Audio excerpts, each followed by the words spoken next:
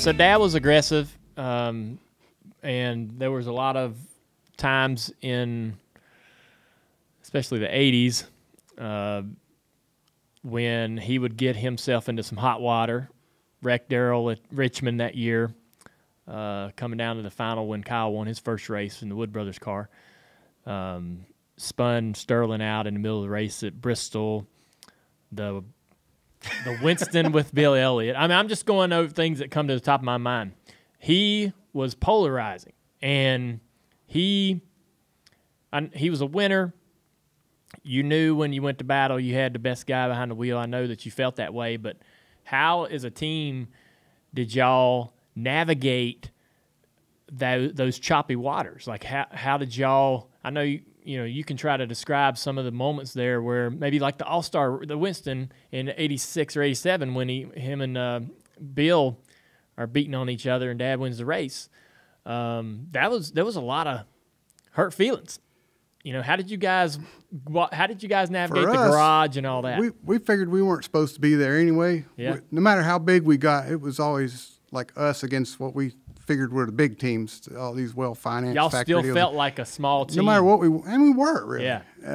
So all this stuff you're mentioning as controversy, that was positive. That was great. That was all part of our persona we were learning to get. Wow, that's and awesome. So, the more stuff he got into like that, that was better. I mean, we supported him, and I mean, if he backed into somebody in the parking lot with the van, it was their damn fault for parking there. It was just, we had each other on anything. It didn't matter.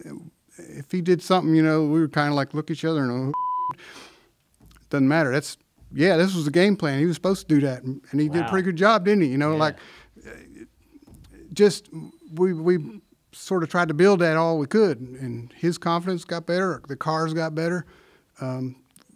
We were able to sort of figure out what he was going to be in the front of the other cars. It didn't matter if he was going to go in the fence or not, or had to take them all out to do it. He was going up there, so you might as well just accept that and give him what he needed to do it with. And we had to alter a lot of things, and we kind of demanded that let's let the guy hold the gas wide open if that's what he's going to do, instead of telling him to slow down. That ain't happening. Let's fix a car where he can hold the thing wide open or close to it. So, we just had that attitude. The more aggressive he is, or however you want to term it, all that, it started later. They started calling it, the intimidator stuff or whatever. But just the more afraid of us they were, the better. So we tried to back that all we could, and even enhance it a little bit. But like one time, did you ever go, wow, that was a little screwed up? But like one time, you didn't have to publicly say it, but did you just everything he did? It was. We wouldn't let ourselves think like that. All of us, the whole team didn't matter what the other one did. It wasn't just Dale; it was each other, or we had each other's back. And that's something you can't do nowadays. Yeah. No. And it's such a crazy mixture of people. None of us had individually had that much success really anywhere else. So we knew this was our only shot, I guess, but it's also kind of what made the cohesion. And we kept almost the same lineup for about the whole time. Right. About how many people were we talking about? How big was the team? At the start, 6 or 8. Okay. And I mean, at the peak of it, probably 20 Wow. at the most. I mean, we only had 4, 5, 6 cars. Wow. By like 1990, it took a lot of people, and we were slowly taking on more. But again, it was us, the big teams, I had twice that. And Y'all could have had 50 people, and y'all would have still been the small team in your head. Well, I don't think we could have controlled things as well. We all worked twice as hard, and we all worked well together and trusted each other and knew that. And we didn't want new guys in there changing stuff around. And that was a blessing for a while. And as things developed, it kind of made it tougher to win. That's kind of where I sort of started fading out of the picture. But for the time period that it was, if you were going to win something or you wanted to be a contender for a championship or whatever, you had to beat us. And that was for 6 or 8 years. Yeah. It was fun. You won back-to-back championships twice, 86, 87, 90, 91. 92 was your last year crew chief in the Cup Series with RCR. Yep. What were you thinking? What was the mindset for you going through that process of making a decision to step away really in the middle of y'all's peak? I know there's probably some things going on. The performance fell off in 92. Still a good season, but only one win versus 4 in 90. Versus our other seasons, it was terrible. Okay. Really? We won one race, and it was a 600. And had it been 500 miles, we'd been like 10th or something. I think he just outlasted beat him that last 100 miles because it was him, and he was pissed off and like, I'm going to wear him out. And it stayed green for a long time, and, you know, whatever. But that was the only race we won, and kind of endurance our way into that one.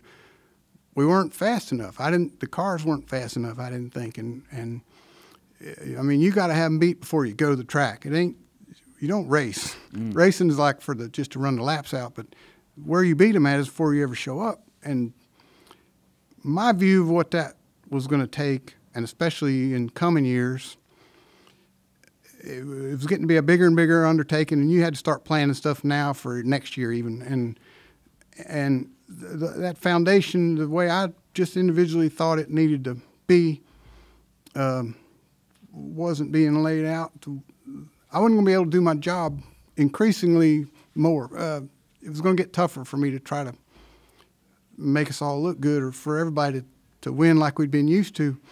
You know, we had them killed a few years ago, and now we're like struggling to stay up. And I didn't see the things happening that I thought, and I'm just one part of it, but that I thought needed to happen. And nobody could even agree on what was wrong. We were kind of arguing about, well, this is going to make us faster, and that's going to make us faster, and whether or not we had time to do that or how practical things were. We just couldn't agree on stuff, and I don't know. They wanted me to stick around, and you know, they said, well, we're going to pay you more if you want, or what's wrong, what's the deal? And I couldn't do the job I'd been doing. I didn't have the tools I thought that I was going to need to be able to maintain the success we'd had. And I didn't really know exactly what I needed. We kind of figured out as we went in the past and ended up killing them. But then when that stopped, how we going to keep killing them was lost on me, and I lost on all of us, I think. And I don't know. Maybe they needed somebody else in there, and a lot of things. And you get burnt out too. Everybody that's done it for a long time, it's not the easiest life. Yeah. And I'm in my 30s. I was a new dad. I'd been underneath those cars and never even looked out since I was a teenager. There's a whole lot of other life out there, a lot of other things, and you know, I was starting to wonder about that stuff, and just, I don't know, I aged out. I was wore out. I mean, it was a hard, I guess. Again, 30 is a little early to retire, but we'd been at it a long time, and more intensely than most, I think, all of us. And a lot of things went into it. But so I just quit. So going to another team was never in the equation? No, and I wouldn't have sold out like that. You know. So they says, well, who hired you? You know, Dale thought somebody else was taking you away, taking me or something. I said, man, I don't want another job. If I can't do this one, how am I going to do something else? I don't know anything about the team or whatever. Again, I was a little lost at what was going to be next. So that's how that went. So you go a couple years. You actually started driving. When you drove a few races. They had the Sportsman Series at Charlotte Motor Speedway. You picked that up around 1990 or 1989. I'd been actually racing on what few off weekends we had. Saturday nights at Bowman Gray Stadium was actually the first stock car race I'd ever done, anything besides go-karts. And actually won a couple of those in the six-cylinder class. It was great, but it was hard to squeeze it into everything else. I mean, the race team consumed everything you could muster, and I had crew guys. I had people that could sort of handle most of it, so really I just kind of went and set the car up and drove it there. It didn't take a lot of time, but it took some of my attention. But Dale and Richard were both behind it. I mean, both of them understand when you got that drive to do it, that you need to try it or get it out of your system, or one or the other. You know, you can't just die not knowing. And even when it graduated into the sportsman class there in Charlotte and some of those places. Super speedways is a huge step from short tracks, no matter how good you are. Just the wind, the air, the things that come with going at kind of a speed is a whole nother world. Again, they backed me on it. It wasn't, I had a whole nother shop, whole nother everybody to handle it. All I kind of had to do was show up, but still they could have said, no, man, we don't want you to take the risk, or we don't want you to do it. But I think he and Dale both thought it'd be good for me to see some of the other side of what it is on the other side of the windshield. All the same stuff we knew, but from another perspective can only make you better. Plus, I think they wanted me to get it out of my system too. Right. No, I believe that. That first sportsman race, Dale was with Spotter. He sat up there in the condo on the radio, and I wish I could have had a way to record that. You and me both. He's telling me about the other drivers and what their cars are doing, and I'm seeing the inside of his mind for 2 hours the whole time. He's talking and mumbling and stay in that gas, boy, don't you? And like, what's his name? He's sideways, so what you got to do when you get to him is this. I end up running second. The guy that won the race got thrown out. I got paid for second place on a completely cold turkey first time ever on a super speedway, and he was a big part of it, really. Yeah. But the winner got thrown out? Something was illegal on his car. So No, I was third or fourth, and one or two guys got thrown out. I think I finished third and ended up second. Got paid second. Gotcha. Yeah. Yeah, you eventually won that race. But it impressed your dad. He was like, man, we just knew you were going to wreck about 10 laps in as soon as you got tired. Charlotte, and you know about the Charlotte track, about 20 laps into the race, he goes, how's your neck right now? And it was exactly the lap before that I'd noticed, holy my neck hurts. Charlotte's one of those tracks it's tough on the G-forces, and he knew how long it would take. For your neck He said it the damn lap that I felt it. Like, that is amazing. How does he know what I'm thinking? Because he knew. And so, I mean, my car was pushing some, and he'd tell me what to do about that in different situations. And like I say, that stuff was gold.